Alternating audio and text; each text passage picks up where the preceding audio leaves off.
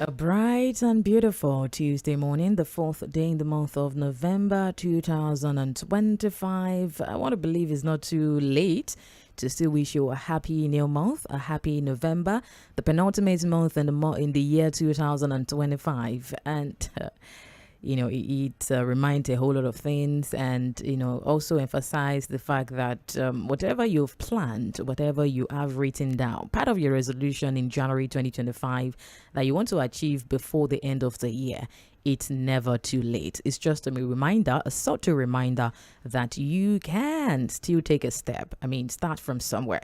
If it's going to take, maybe it's a long-term kind of project, you can still start now. It's never too late, right? It's never always too late. One of my colleagues, we always say that today is still the best day yet to do that, and that you can get along and achieve whatever you put your mind at. Still the Morning Express that happens every weekday.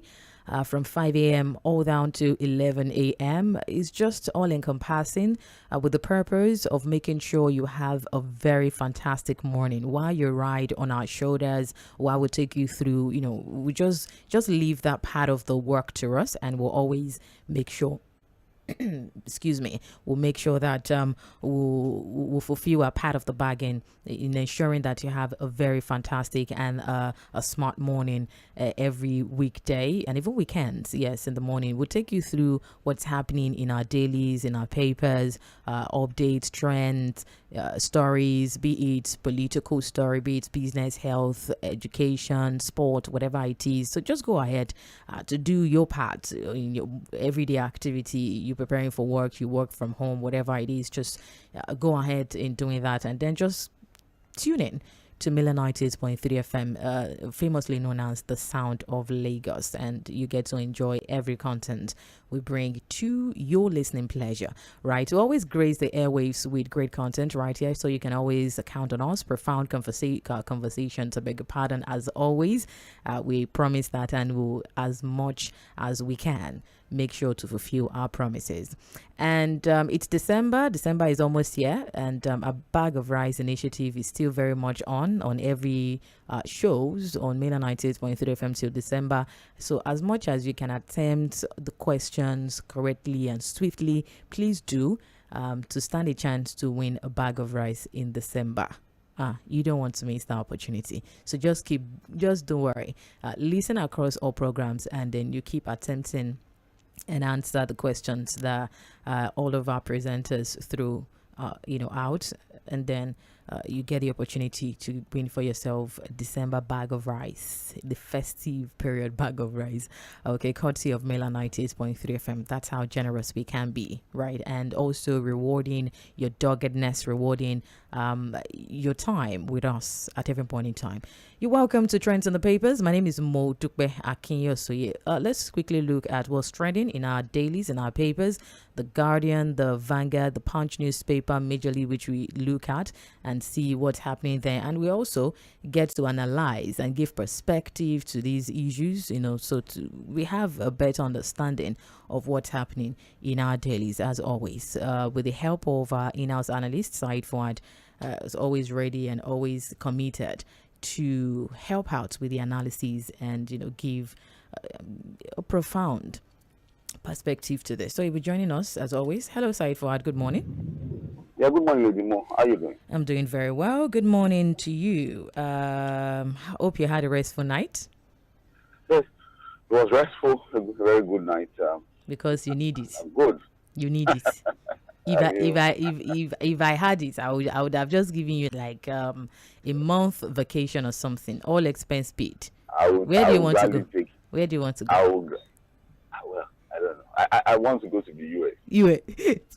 On behalf of Tinubu. Yeah, to explain to that man, where did they worry you now?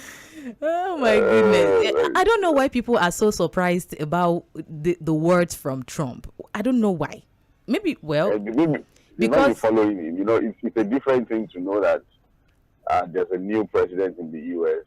It's also a different thing to understand his character, his nature, and the way he presents himself. So maybe for some of us who follow global politics, who understand what Trump is. I've always said Trump is Trump, and nobody can change it. Right. I already know why people are surprised about his choice of words, the way he puts out his Trump information. literally speak on anything that happens in the world, like everything. And he doesn't hold back. He doesn't. He's not cautious. He doesn't want to be politically correct, diplomatically correct. He says it the way he sees it, and that's just what it is. Right. You know, his own people self sometimes are worried about the way he puts statements out. So, but it's unfortunate that Nigeria is caught in the web of the Trump confusion. We choose to. We choose to. We choose to. Right. We even come back to Trump's matter. Let's leave Trump for now. Let's talk about what's happening in our country before we go to what Trump is all about. You're welcome to Trends in the Papers, by the way. Thank you for having me. All right. Just quickly to remind you, we're kind of sorting a thing on our Facebook page. So for now, I mean, few minutes now, you might not be able to join us on Facebook, but yes, you can join us on YouTube, right? I definitely know that there's a couple of persons that always, I mean, the channel to listen and to join the conversation, it's on. I think we're back on Radio Garden, right? Yes, we are back on. Yes, we are back on Radio Garden. You can join the conversation via Radio Garden, and you can also join if you want to enjoy an audiovisual experience on YouTube. For now, I will let you know when Facebook is resolved, and you'll be able to join via Facebook. But for now, you can join via YouTube. It's also much like the same as Facebook, right? Just different app. All right, and also Radio Garden. You can listen regardless of where you are. All right, so let's kickstart from the Punch newspaper. Well, the issue we have, because like you always talk about and analyze, or in your analysis, that political situation, political content, political stories dominate headlines nowadays, especially towards 2026 and even towards 2027. Well, let's talk about the PDP side forward. Well, the battle for the control of the PDP. I don't know if this is the end of the PDP. Well, let's still see how it goes.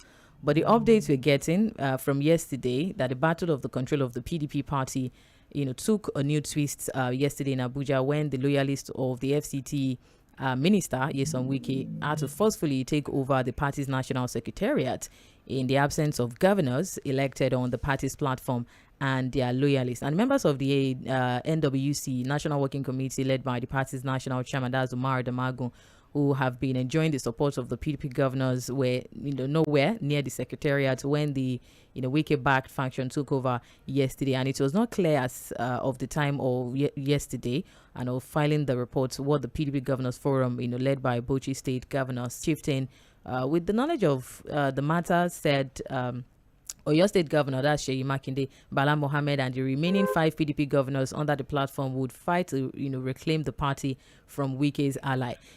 Just recently, Wike had been silent, and we've been asking Wike's position about what was happening, especially the flux of defection that we have from PDP to the APC. And Joy Ediri now had joined the APC, tagging PDP as sinking ship. Well, that has been the reason for most of them away from the PDP, saying that it is sinking ship. Right, they have to move with the progressive ship. So Bayelsa State Governor Osodo Ediri yesterday formally dumped the PDP for the ruling of Progressives, so that's APC, describing his former party as sinking ship. Now, back to the leadership of PDP. The Damagun, that the National Working Committee chairman, Ambassador Ilya Damagun, condemned the recent wave of defections by some elected officials, and he described the development as destabilizing and harmful to party unity. And he also criticized what opposition party, they are working towards their convention, which the courts had to stop, saying they cannot go ahead, blah blah blah. Well, I know that you could be exhausted from speaking about what is going on in the PDP, but for the sake of what we have in our dailies, what are your reactions? Well, I think yesterday the FCT minister had a very well-rounded, well-detailed interview with Channels TV yesterday. I think Politics Today, the evening program with ᴏᴜᴜ.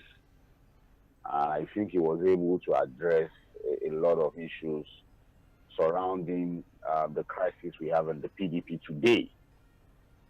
Effectively, and as it stands today, Lady Mo, the PDP is divided. The PDP has got two chairmen.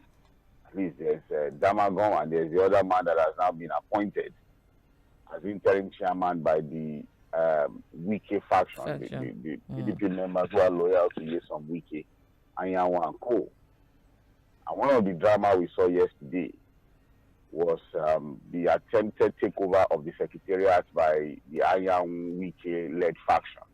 In fact, they were able to gain entrance into the Wadata Plaza, the PDP secretariat, and address the media. I'm trying to get the name of the man that the Anyanwu people have appointed now. Abdurrahman Mohammed. Abdurrahman Mohammed, thank you. And I saw him talking about unity, forgiveness. He wants to bring the party together. Our politicians are wonderful people. They're actually wonderful, wonderful people. And so long that party politicking is not guided by principles, it's not guided by any known ideology, it's only about selfish interest, personal interest, and about transactions of who gets what, where, when, and how. We are going to continue to have this situation across all political parties. The only party that seems to have some, apart from the smaller parties, when you talk about the major political parties in Nigeria, the only party that seems to have some form of stability and peace at this time is the APC. And it is not because the politicians in the APC are better behaved or have better character than those in the PDP. It is just because, as it stands today, there is a leader of the party that can whip everybody back to life. There's a leader that has got the powers, the authority, the control to discipline and whip everybody that wants to cause trouble in the party. And I'm talking about President Bola Ahmed Tinubu. So you see that for now, everybody stays steady. They behave themselves. When there's going to be trouble is going to be any part of. But apart from that, you have a situation where our politicians are just, let me, for want of a better word, let's say, very wonderful people. Now, I think the PDP was going to eventually eat, both of the PDP was going to eat this rock. It was just a matter of time. And it would have been nice. You see, everybody keeps talking about Wike.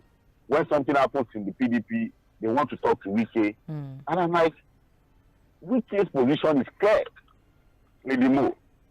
Wike's decision, position, and desire for the PDP at this time is clear. His political positioning is clear. And so there's really nothing new. He had almost like an hour plus yesterday talking about this crisis in the PDP, and there's really nothing new he has said other than to affirm, buttress his stand as far as the future of the PDP is concerned. You can see that when Shehu asked him the question of his relationship with Jᴏɪᴅ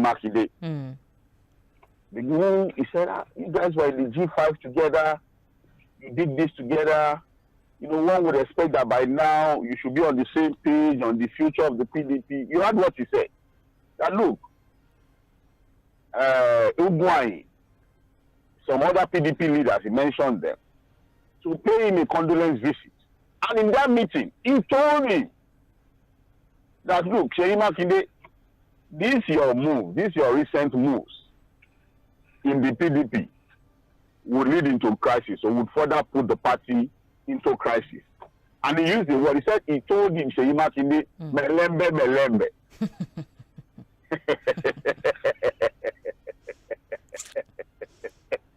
He said he told Jᴏɪᴅ Makinde, melembe. And I think Shehu was trying to ask, what do you mean by melembe? And he said, keep calm, take it easy. That he told him, take it easy. And look, even the governor of Osun State, Adeleke, came to meet him. And he told him to that, this is your move. You will run into trouble. Oh. So, you see, Wike being Wike, and like I said, his positioning is clear. And I don't know why we keep flooding, we keep going round and round. Anything happens. Wike currently owns the ace when it comes to the future of the PDP. And it's unfortunate that the governors, all put together, who are still remaining in the PDP today, cannot handle the Wike matter. They don't know how to play the politics with it. Some were suspended over anti-party activity. No. The thing is that look, whether we like it or not, legal implications and consequences of actions that are taken within the PDP. And so you will see that most times, when something is going to happen, he will tell them, you are going to run into trouble. So what he does is that, look, he fights them from within. He also fights them from outside. He fights them from within using people he has planted as loyalists within the PDP. Then he fights them from outside using the courts. So as he's getting court decision, he's also getting people who are loyalists to him within the party to continue to divide the party.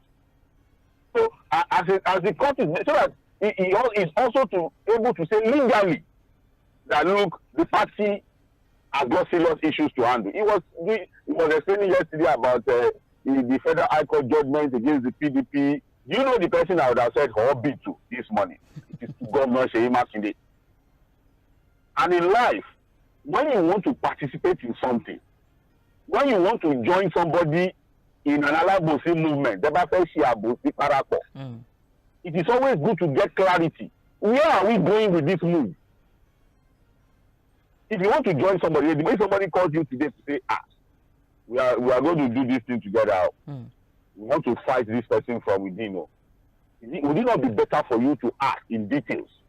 After this fight, after this thing that we are doing, where are we going? What are the next steps? Right. Did Jᴏɪᴜ L쏘ᴅyɪ ask Wike, when he was joining him in the G5, to do anti-party against the PDP, to fight against Atiku Abubakar, and weaken the PDP to the extent that, look, he gave the APC a very clear chance to win the presidency. That, look, after this fight, after holding the party down, to what end? And then to what end? And effectively pushing Atiku and the rest out of the party. What then are we going to do? So he just went as smart as he is. A Wike is still pursuing his own interest. And a Wike is now making Jᴏɪᴜ L쏘ᴅyɪ to know that your own interest, and whatever interest you think you are pursuing now in the PDP, cannot be superior to my own. It has to still be the Wike's interest. And what is Wike's interest, Lady? Wike's interest is very simple. In two ways for the PDP, as far as Wike's interest is concerned. It's either the PDP does not present a candidate, or they present a candidate that the APC will hand over to Wike, and then Wike will not give it to the PDP.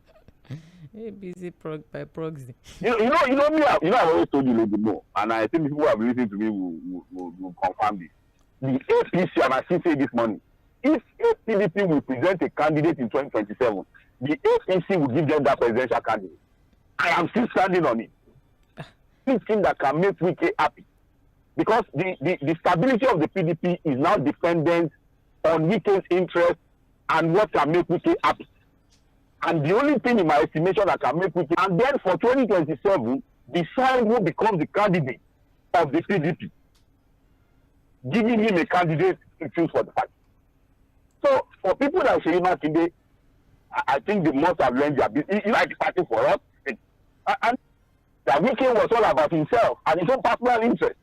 So where are they? So there are some people you rate so highly. You think they are smart, you think that they know what they are doing.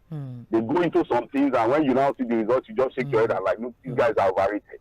I think in my estimation, politically, Governor Jᴏɪᴜ L쏘ᴅyɪ is overrated. Because of this? Fully overrated. Even a wise man sometimes makes some wise decisions. A wise man takes conscious decisions. You take risk, sometimes you can fall. Measured risk. He can, he can't just So just that. But for me, he's an overrated politician. Politically, I'm not talking of any other thing. Performance. What we should actually do with the ticket of the PDP? Who is he politically? even if you get the ticket, to do what with it, gone.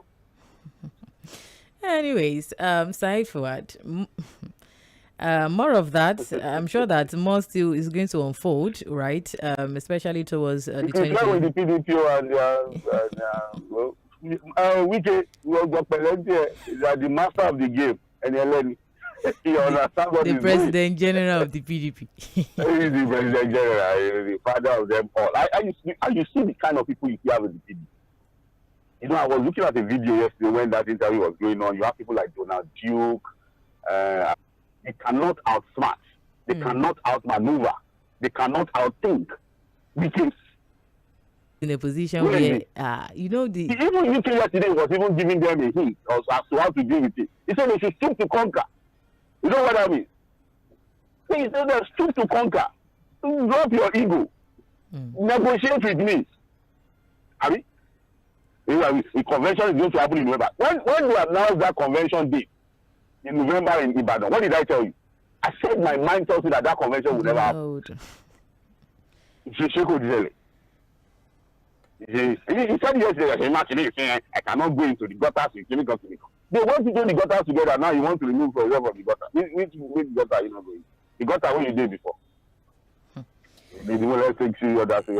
Anyways, page 2. I wish you that by 2027 there will be one governor remaining in the PDP. It's not going to be surprising. Diri joining the APC, tagging PDP sinking ship. Page 18 captures that in the Punch newspaper as well. You know, and the funny thing is that this same Diri, these were some of the people who were in the committee taking decisions for the PDP. And now you say it's a sinking ship. So, anyway, let's just congratulations to Diri and the Bayelsa people. He said he's joining the APC for the sake of Bayelsa. They can't allow Bayelsa to sink with PDP ship. Well, you should progress. Like the way other PDP former PDP states are now progressing after defection, after their governors. To join APC. That one should happen this week or maybe next week. Anyways, also the Vanguard, it's across board actually. The Vanguard also captures that with the headline "Security Men Shot PDP Secretariat amid escalating tensions." Page 8 captures in the Vanguard newspaper. The Guardian newspaper also has that very story on PDP. Police shot Wadata Plaza, Legacy House as Mohammed Azim's office. Page the ANPP block setting tough terms to back Tinubu in 2027. Right. The old guard of the defunct ANPP, that's All Nigeria People's Party, that's one of the legacy blocks that merged to form the ruling APC Congress in 2013. They are now demanding that the APC cedes its 2031 presidential ticket to ANPP block. So one of this meeting and the demands earlier this year, and it's still resurfacing. Like, so operating under the aegis of the Association of the former ANPP members, the group accused the party leadership of sidelining its members in political appointments and influence since the merger. And so when they were addressing the journalists yesterday in Abuja after the leadership meeting at the hotel, the national chairman, that's the association's national chairman, appealed to Tinubu to ensure fairness and inclusivity by backing the ANPP bloc for the 2031 if the condition, the caveat of the ANPP bloc, part of the parties that merged together to form the APC, that's the ANPP that they have been sidelined over the years. They've not given them the opportunity to have a candidate, presidential candidates. And so in 2031, APC should field a candidate from the ANPP bloc. It's called the ANPP leaders, the ANPP bloc of the APC leaders there. I don't know if you have the that, national chairman, the association national. There's a list. The ANPP, they have names of their members. Just after where you are now, maybe 2 or 3 paragraphs down the story. There's a reason for wanting you to pick up. But like the Senator Ali Usoni, we have Dahiru El Katazu, we have Chief Igaga Ogbona, we have Dr. Ibrahim Mudibo, we have Shuaib Kano, we have Prince Adebola Ogunleye, we have Mustafa Ringim, we have Princess N. Dixon, we have Chief Geoffrey Yileng, we have and Comrade Benedict Godson, amongst others. Okay, so So these are the people who say they are still of the old AMPP bloc of the APC. Of the APC. And they are the ones giving President Bola Ahmed Tinubu conditions for them to support him in 2027, that he must zone the presidential ticket of the party to them for 2030. Guideline for too long, but if you now want us to support you for 2027, the presidential ticket, you must agree with us now that ahead of 2031, you will give us the ticket. So you see that our people are not serious. What was their agreement when they were merging all these parties together to form the APC? What was the agreement? Very good. That's also a very good question, because we don't know where they were merging the CPC. Buhari, because what they are saying is that, look, the CPC bloc had gotten 8 years with Buhari. You understand? And that the APC, no, not the APC now, the ACM bloc is now Tinubu. That Tinubu, to them, in their own estimation, the 8 years is automatic already. So what they are now saying is that, look, the AMPP bloc should get, don't know whether there's any MPDP remaining now in the APC. But what I'm trying to, again, while reading out the names, I saw the story this morning, I'm like, who are these guys? How political relevant idea. The political relevance, I'm like, to the point where the president will not take them so seriously to hand over the ticket. With all of this obedience in the country, Trump is coming, Trump is not coming. Insecurity everywhere, poverty everywhere. The only thing they can think of is 2031 ticket. They are politicians, aside for so they are primary. So they don't care, even if the country burns. Even the president today, we are even telling him to tone the 2027 conversation down. And to the president to tone down the whole conversation around 2027 and focus on governance, because again, if there's no country, where is the politics to play? As we speak today, Lady Mo, as we speak today, God forbid any intervention from the West, any military intervention from the West will further disability reading public. I'm telling you, that's the unfortunate thing. We don't learn from history because we don't read. We don't follow story. God forbid that we slide into another civil war after the unfortunate Biafra war. So when in matters like this, again, I don't blame them. That's the whole thing. We always talk about politicians just focusing on politics. When it comes to governance, they are not even interested. These ones are now talking about 2031.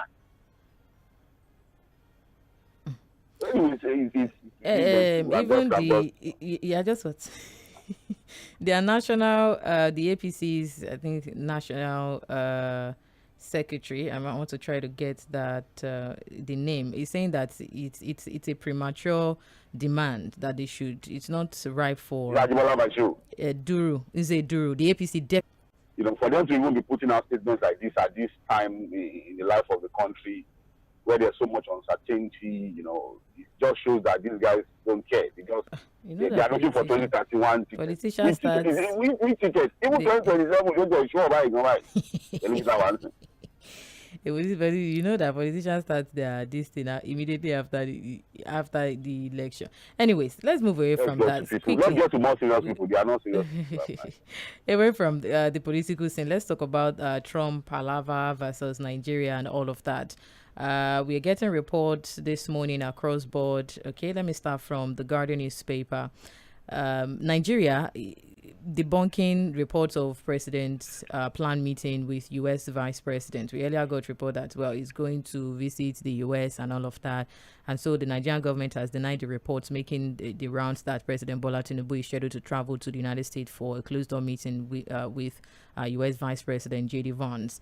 The clarification is coming after the reports that Tinubu was set to travel to Washington for top-level diplomatic engagement amid the heightened global attention on the alleged genocide of Christians in Nigeria and the recent statements by Trump threatening military actions. Another side to that story is about Trump not ruling out any kind of Nigerian military operation. Now, on Sunday, he repeated his threat again of a military operation in Nigeria over the killings of Christians after the Nigerian presidency, suggested a meeting to resolve the issue.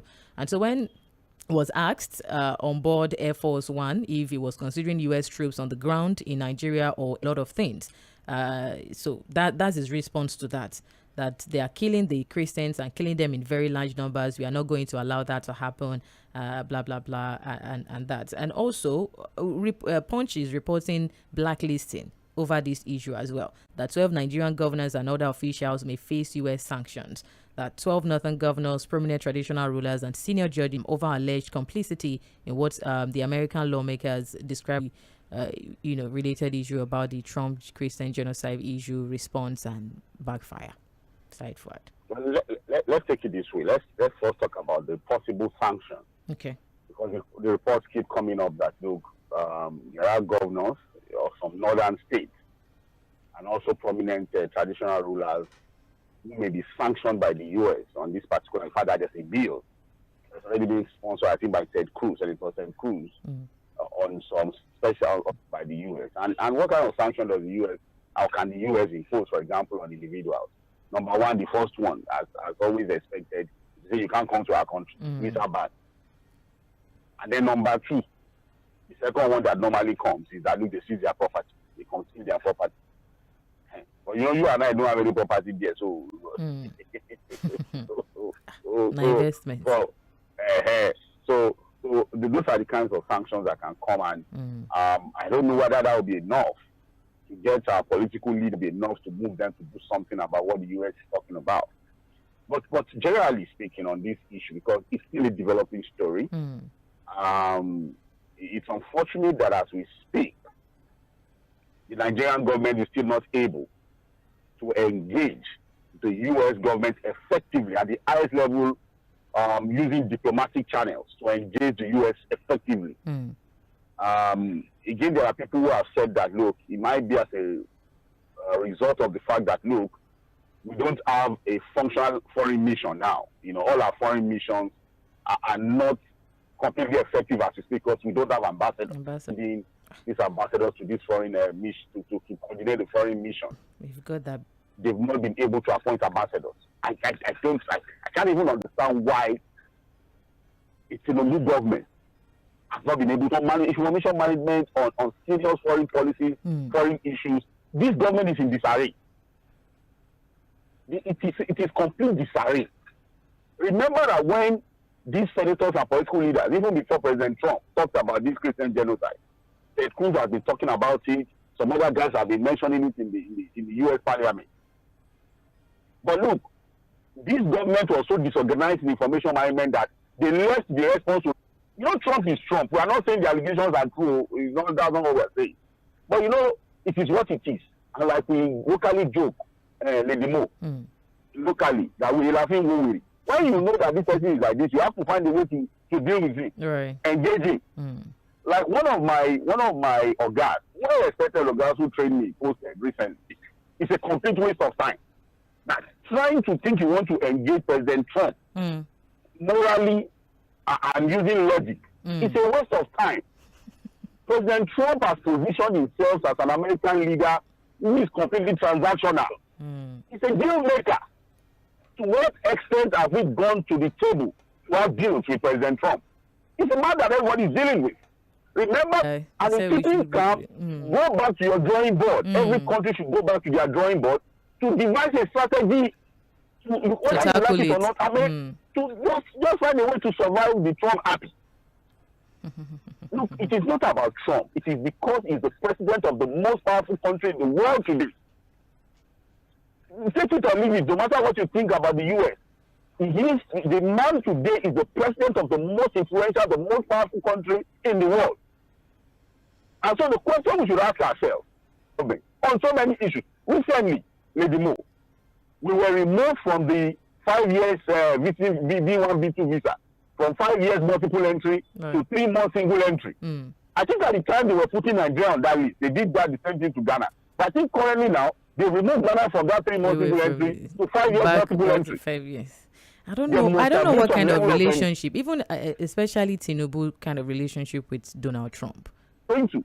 Look, when President Trump accused South Africa that, look, there's a massacre, there's a genocide against white farmers, I think it didn't take up to 2-3 days before President Ramaphosa was at the White House, at the Oval Office, right? And you could see that it was a high-powered delegate campaign rally. Even Elon Musk was there. But you will see that President Ramaphosa went there with the Minister of Agriculture, who himself is a white man. And they were able to talk it out. And you have noticed that since that time, the whole conversation about white farmers being killed has gone down.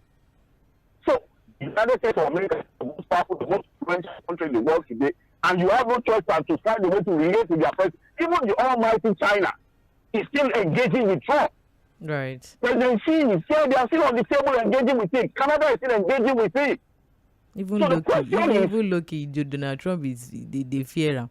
Loki. Just everybody is engaged because you have the policy of this government. How are they managing international diplomacy? Look, the diplomacy you see is even different from the one you don't see. There's what we call deep state international politicking.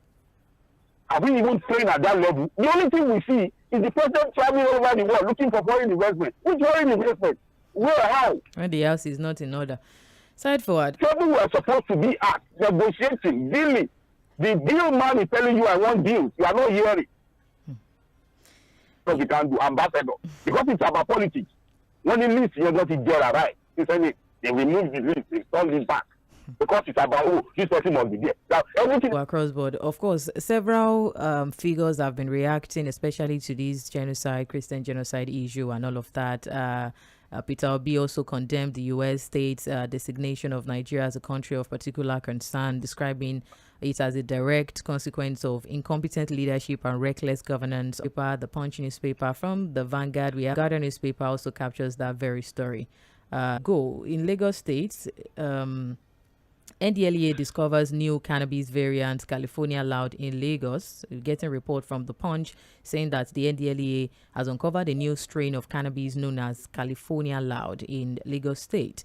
And this is following the recent discovery of a secret laboratory used for producing Colorado. Now, we don't now import. We now have a factory that produces that. We are refining our own petrol, yeah. We are refining. We don't import now. We now have, locally made, a potent synthetic variant of cannabis. And sometimes you wonder, see, side forward. Anyways, the Punch newspaper captures that because of our time. I read. California loud. Yeah. But is the first time you are in California loud? Of course not. Of course not. And so how is the NGL saying they just discovered that there's something called California loud? The whole NGL, 괤ᴜ I'm sure there's all manner of things. So I'm surprised. You know that all these things they have slang. So maybe they knew it as the slang. Okay, not really. Anyways, just quickly also, Lagos State, still in Lagos State, the Lagos State government is commencing another round of enumeration for residents affected by Oloworu Palace in Oworonshoki, Koshofe local government area, and reports that the latest phase targeted residents who were not captured in the initial round of enumeration and compensation, and another demolition occurred in around Koka and Ujulari areas of Oworonshoki at midnight. That's October 26, just hours after the state government announced that. Well, that's also in the Punch newspaper that we're getting. The Punch newspaper front page, just to read out other things that we have there. Page 18, we're waiting for that. November 8th, I think this weekend, yes. OPS Labour reject 20,000 naira notes. That's on page 21 in the Punch. The NDLEA discovering new cannabis variants. Page 5 captures that. In so from Anambra, INEC vows to enhance results management and credible poll. Page 11 captures that. Pension fund investments in federal government securities rise 18.1% to 15.8 trillion naira. Page 19 captures that, beg your pardon. And NAD also faulting federal government's welfare claims, demands truth over fiction. Rear admirals. That's page 9 in the Vanguard newspaper. Side 4, thank you very much. We have to go. God bless you. God bless you too. We'll come back for Mail and Focus. Good morning.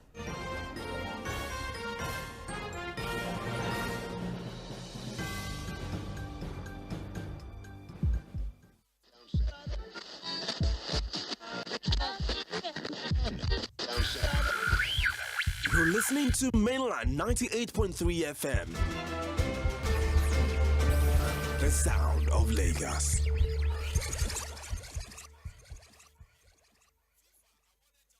Meet Tolu. She moves at the speed of life, and so does her bank. With First Mobile by First Bank, I send money in seconds. And with the new biometrics feature, Tolu signs up faster using just her BVN and face recognition. Safe, secure, and super quick. Plus, I get instant virtual cards for safe shopping online. Be like Tolu. Bank on the go. Download the First Mobile app today on the Apple and Google Play stores. First Bank. You first. Hello, Daddy. Hello, Diola. I just want to say that I love you. Oh, I love you too. Hello, Daddy. I just want to say again that I love you and I like that we look alike. Hello, Auntie. Hi, Diola. How are you? I'm fine. How's family? I hope everyone is good. My regards to everyone. I will, my dear. Whoa. Diola, this is the third time you're calling me. How much airtime do you need? Airtime care. When I have Glow Talk Master, I'm basically getting 6 minutes free talk time for every 6 minutes call I make every day, plus 50 MB data bonus. And for new customers like me, I get additional 25 minutes talk time and 1 GB data welcome bonus. That's why I only make calls with my Glow line now.